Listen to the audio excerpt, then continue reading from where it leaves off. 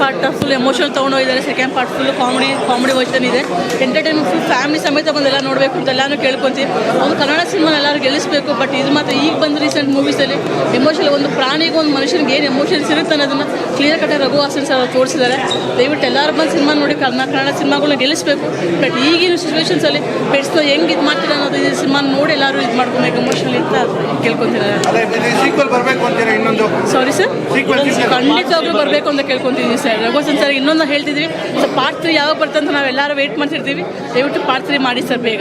Film ತುಂಬ ಚೆನ್ನಾಗಿದೆ, ತುಂಬ ಕನೆಕ್ಟ್ ಆಗುತ್ತೆ ಮನುಷ್ಯನಿಗೆ. ಸೂಪರಾಗಿ ಮಾಡಿದ್ದಾರೆ, ಪ್ರತಿಯೊಬ್ಬರು ಸೂಪರಾಗಿ ಆ್ಯಕ್ಟ್ ಮಾಡಿದ್ದಾರೆ. ಡಾಗ್ನು ಸೂಪರಾಗಿ ಟ್ರೈನ್ ಮಾಡಿದ್ದಾರೆ. ಎಲ್ಲ ಸೂಪರಾಗಿದೆ. ಎಲ್ಲ ಬಂದು ಥಿಯೇಟ್ರಲ್ಲೇ ಸಿನಿಮಾ ನೋಡಿ. ನಾನು ಮತ್ತು ಗುಂಡ ಭಾಗ 1ಕ್ಕೂ ಮತ್ತು ಇದಕ್ಕೆ ಎಷ್ಟು ಡಿಫ್ರೆನ್ಸ್ ಇದೆ, ಅದೇ ಥರ ಎಮೋಷನಲ್ ಕಂಟೆಂಟು ಇದರಲ್ಲಿ ಇದೆಯಾ? ಹೌದು ಸರ್, ತುಂಬ ಎಮೋಷ್ನಲ್ ಆಗಿದೆ, ತುಂಬ ಕನೆಕ್ಟ್ ಆಗುತ್ತೆ. ಎಲ್ಲ ದಯವಿಟ್ಟು ಬಂದು ಥಿಯೇಟ್ರಲ್ಲಿ ನೋಡಬೇಕು ಮೇನಾಗಿ. Thank you sir. ಚೆನ್ನಾಗಿದೆ sir, lovely movie, family movie, ಎಲ್ಲರೂ ಹೋಗಿ ನೋಡ್ಬೋದು. ಸಕಾಲಾಗಿದೆ, ಸರಿಯಾಗಿದೆ ಸರ್. ಏನು ಇಷ್ಟ ಆಯ್ತು ನಿಮಗೆ?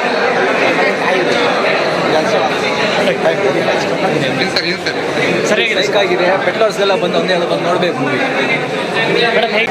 Super movie, family entertain. ಚೆನ್ನಾಗಿದೆ. ಬೆಂಕಿ ಅದ ಸೂಪರ್.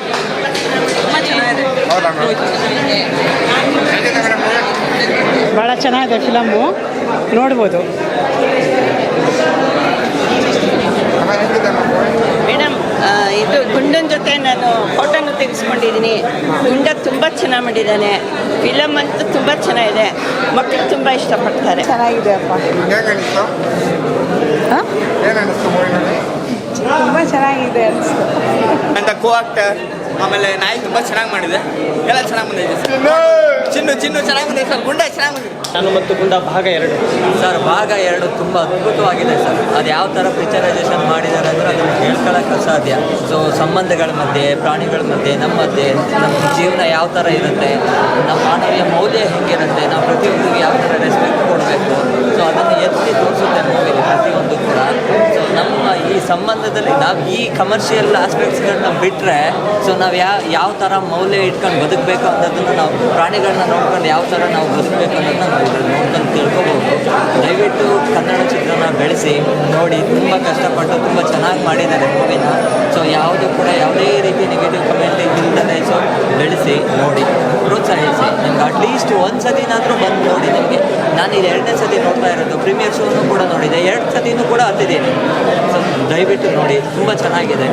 ನಿಮ್ಮಲ್ಲಿ ನಿಮ್ಮ ಮೌಲ್ಯತೆ ಏನು ಅನ್ನೋದನ್ನ ತೋರಿಸ್ಕೊಡುತ್ತೆ. ದಯವಿಟ್ಟು ಪೆಟ್ಲವರ್ಸ್ಗೆ ಇಷ್ಟ ಆಗುತ್ತೆ ಈ ಸಿನಿಮಾ. ಪೆಟ್ಲವರ್ಸ್ಗೆ ಅದಕ್ಕೆ ಹೇಳ್ಕೊಳ್ಳೋಕೆ ಅಸಾಧ್ಯ. ನಾವು ತಗೊಂಡೋಗಿ ನಮ್ಮ ಮನೇಲಿ ನಾವು ಸಾಕಬೇಕು ಅಂತ ಅನ್ಸುತ್ತೆ. ಇವತ್ತೇ ತಗೊಂಡೋಗಿ ಸಾಕಬೇಕು ಅಂತ ಅನ್ಸುತ್ತೆ. ಅಷ್ಟು ಇಷ್ಟ ಆಗುತ್ತೆ ಮೂವಿ. ಸೊ ಯಾವ ಕಾರಣಕ್ಕೂ ಒಂದು ನಮ್ಮ ಕೈಲಿ ಒಂದು ಹೊಡೆಯೋದಕ್ಕೆ ಮನಸ್ಸು ಬರೋಲ್ಲ, ಅಷ್ಟು ಇಷ್ಟ ಆಗುತ್ತೆ. ನಾವು ಯಾವತ್ತೂ ಕೂಡ ನಾಯಿ ಅಂತ ಬೈಯೋದಕ್ಕೂ ಕೂಡ ಇಷ್ಟ ಆಗಲ್ಲ, ಅಷ್ಟು ಇಷ್ಟ ಆಗುತ್ತೆ. Thank you. ರಾಕೇಶ್ ಅಡಿಗರು ತುಂಬ ಇನ್ನೋಸೆಂಟ್ ತುಂಬ ಇನ್ನೋಸೆಂಟ್, ತುಂಬ ಚೆನ್ನಾಗಿ ಮಾಡಿದ್ದಾರೆ. ಹೀರೋಯಿನ್ ಮಾತ್ರ ಫಸ್ಟ್ ಕ್ಲಾಸ್. ಈ ಸ್ಟೋರಿಗೆ ಕರೆಕ್ಟ್ ಫಿಟ್. ಇದು ಪ್ರಾಣಿದು ಸೆಂಟಿಮೆಂಟು ಮತ್ತು ಪ್ರೀತಿ ಅದು ತೋರಿಸ್ಕೊಳ್ಳಲ್ಲ. ನಾವು ಮಾತಾಡ್ತೀವಿ, ಅದು ಮಾತಾಡಲ್ಲ. ಬಟ್ ಅದನ್ನು ಈ ಪಿಕ್ಚರಲ್ಲಿ ತೋರಿಸಿದ್ದಾರೆ, ಇದರಲ್ಲಿ ತೋರಿಸಿದ್ದಾರೆ. ಬಟ್ ಎಲ್ಲ ಕನ್ನಡ ಜನರು ಬಂದು ಈ ಥರ ಸ್ಟೋರಿ ನೋಡಿ ನಮ್ಮ ಹೀರೋಗಳು ತುಂಬ ಇದು ಮಾಡಿದ್ರೆ ಎಂಕರೇಜ್ ಮಾಡಿದ್ರೆ ಒಳ್ಳೊಳ್ಳೆ ಇನ್ನೂ ಸ್ಟೋರಿ ಬರ್ಬೋದು ಅಂತ ಹುಡುಗ ಮಾಡಿದ